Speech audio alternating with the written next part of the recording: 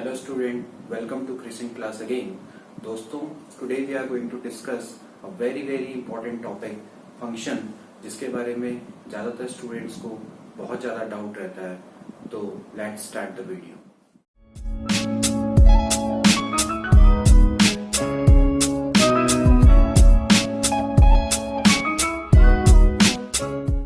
So student, हम लोगों ने इससे पहले दो सेट यानी ए और बी को एसोसिएट करने के 3 तरीके पहले भी डिस्कस किए थे, जिनमें से पहला तरीका था कार्टेशियन प्रोडक्ट, दूसरा जो कि अभी हमने रिसेंटली पढ़ा था रिलेशन, और जो तीसरा ए और बी के एलिमेंट को एसोसिएट करने का जो तीसरा तरीका है वो क्या कहलाता है, फंक्शन कहलाता है. ओके, तो आज हम डिस्कस करेंगे कि व्हाट इज फंक्शन, और हम ये भी देखेंगे कि what is the difference between relation and function. Okay, तो बच्चों, suppose we have two set A and B. Now अगर हम बात करते हैं रिलेशन की, तो रिलेशन एक्चुअली कार्टेशियन प्रोडक्ट यानी ए क्रॉस बी का सबसेट होता है. ओके, लेकिन जब बात करते हैं फंक्शन की, तो फंक्शन में हमें फंक्शन भी ए और बी के एलिमेंट को एसोसिएट करने का एक तरीका है, लेकिन इसमें हमें 2 चीजों का ध्यान रखना बहुत जरूरी है. ओके, सबसे पहले फंक्शन को हम इस तरीके से दिखाते हैं, जैसे फंक्शन एक्चुअली शो किया जाता है. Function is actually a mapping which is from A to B. Okay, A आपका एक सेट है और बी आपका दूसरा सेट है. ओके, तो इसमें हमें 2 रूल जो कि सबसे ज्यादा इंपॉर्टेंट है उनको ध्यान में रखना है. सबसे पहले function associate each and every element of A to B. देखिए, सबसे पहला है कि जो फंक्शन है वो ए के ईच एंड एवरी यानी हर एलिमेंट को बी के एलिमेंट से एसोसिएट करता है. ओके, किसके? ए के. ये नहीं कहा जा रहा है बी के सारे एलिमेंट से एसोसिएट करे ना करे, ये नेसेसरी नहीं है, लेकिन ए के हर एलिमेंट को बी से एसोसिएट किया जाना जरूरी है. ओके, जो सेकंड रूल है, सेकंड रूल में function associate each element of A to unique element of B. पहला तो क्या था कि फंक्शन एसोसिएट करेगा each and every element of A to B.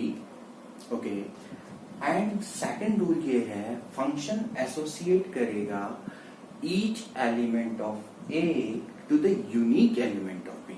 अब यहाँ पर इन 2 चीजों को समझने की जरूरत है कि पहले तो A के सारे एलिमेंटों को आपने एसोसिएट करना है to the element of B. Okay, साथ ही ये भी ध्यान रखना है कि ए का हर एलिमेंट बी के यूनिक एलिमेंट से एसोसिएट हो. ओके, अब हम इसको इस तरीके से शो करते हैं कि सपोज करो ए का कोई एलिमेंट है ए एंड बी का एलिमेंट है बी, तो F is nothing but a mapping from A to B. तो इसको हम इस तरीके से दिखाते हैं, F A is equals to B. Okay, so it simply means that A is associated with B.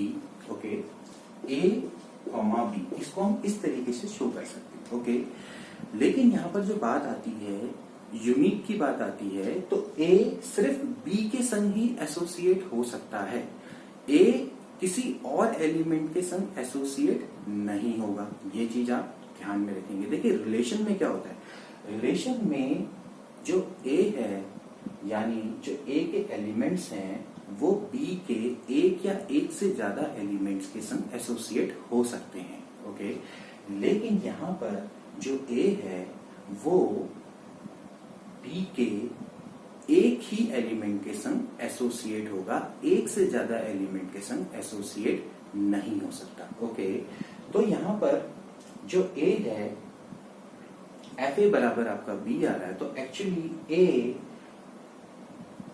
की जो इमेज है वो बी है।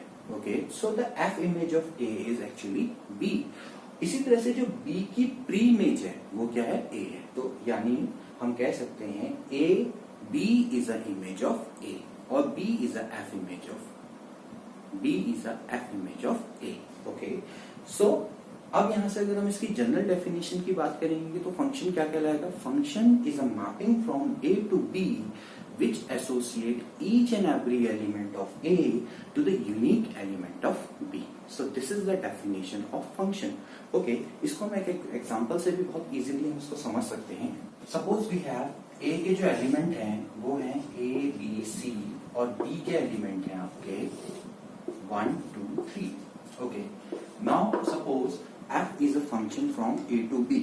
Okay, अब हमें क्या करना है, ए के एलिमेंट को बी से एसोसिएट करना है अकॉर्डिंग टू फंक्शन। यानी फंक्शन में हम इसको कैसे कैसे हम इसको एसोसिएट कर सकते हैं। तो आप अगर आप देखोगे सबसे पहली कंडीशन तो क्या कहती है कि ए के सारे एलिमेंट को एसोसिएट होना चाहिए बी से। इसका मतलब ये है कि ए को सपोज हम 1 से एसोसिएट कर लेते हैं, इसी तरह से बी को हमने 2 से एसोसिएट कर दिया और सी को हमने किससे एसोसिएट कर दिया, 1 से एसोसिएट कर दिया। ओके, कहने का मतलब है कि ए बी सी तीनों के तीनों क्या हो गए, एसोसिएट हो गए। यहां पर ऐसा नहीं होगा कि कोई एलिमेंट छूट जाए, यहां छूट सकता है। ओके, नाउ आप यहां पर से देख सकते हैं ए की जो इमेज है वो 1 है। ओके, इसी तरह से सी की इमेज है 1। हाँ, ये हो सकता है कि एफ ए बराबर भी 1 हो जाए और एफ सी बराबर भी क्या हो जाए, 1। लेकिन ये नहीं हो सकता कि सपोज अगर मैं इसको ऐसे एसोसिएट कर दूं, यानी it simply means that F A बराबर 1 एंड एफ ए बराबर 2, यानी ये इसको हम क्या बोलेंगे, डाइवर्जेंस, और इसको हम क्या बोलेंगे, convergence. So in function convergence is allowed from A to B. Convergence तो अलाउड है लेकिन डाइवर्जेंस अलाउड नहीं है, रिलेशन में अलाउड होता है। ओके, जैसे फॉर एग्जाम्पल अगर हम बात करें, जैसे सपोज करो ए इज इक्वल्स टू आपका 1, 2, 3 एंड आपके सामने कोई रिलेशन है, तो रिलेशन क्या हो सकता है, 1, 1, 1, 2, 1, 3, 2, 1, 2, 2. Okay, now this is an example of relation. Why?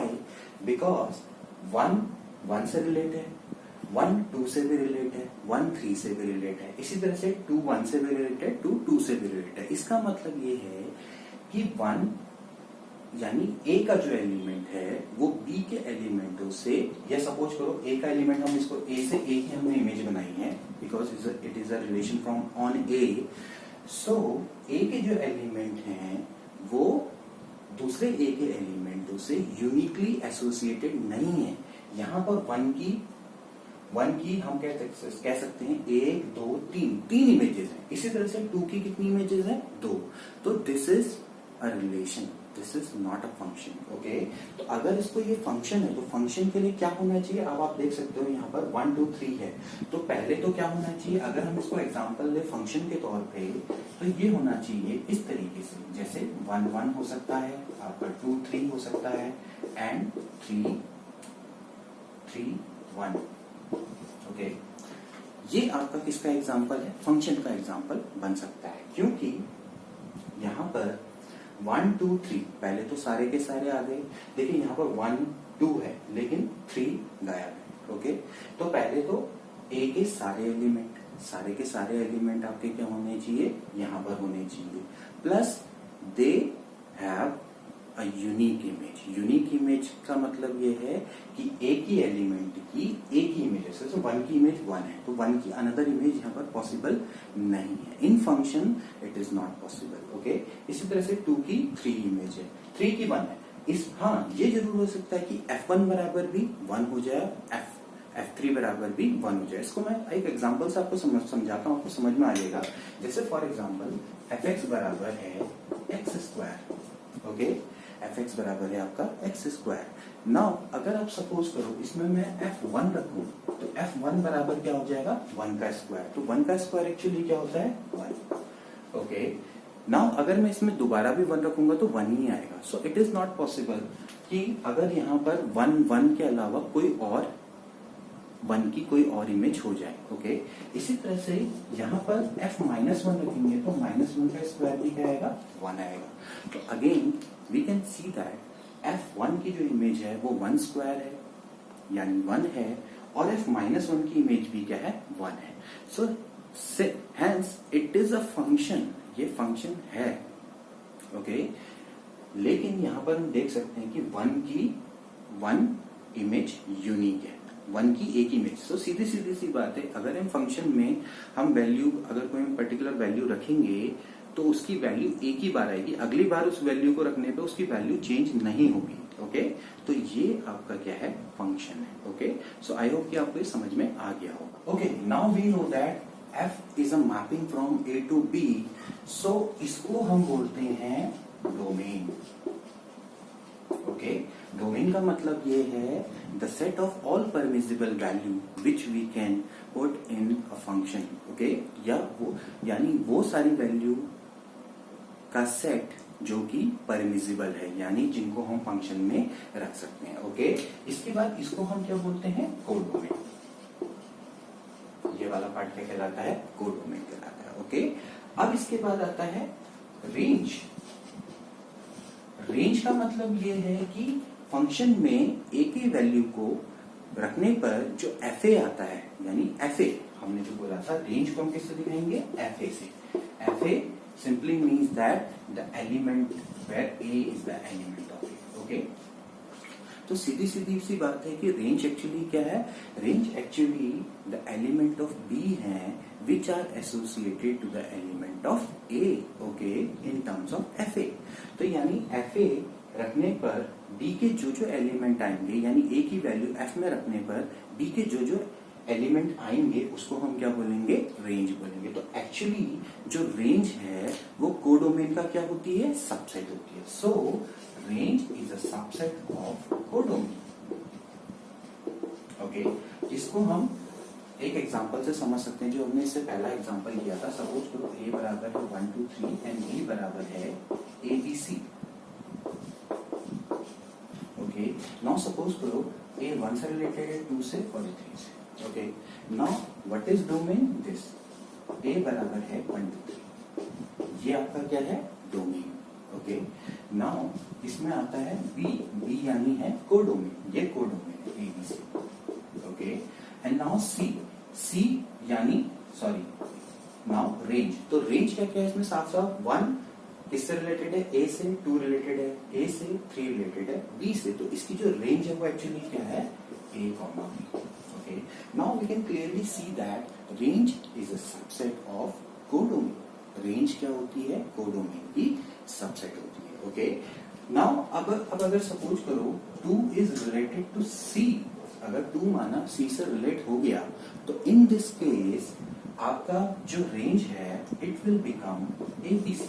Okay, so if every element of b also associate to the elements of A in F mapping, so that time range will become codomain। तो range और codomain आपके क्या हो जाएंगे बराबर हो जाएंगे। Hence जो रेंज है और कोडोमेन है तो range is always a subset of codomain.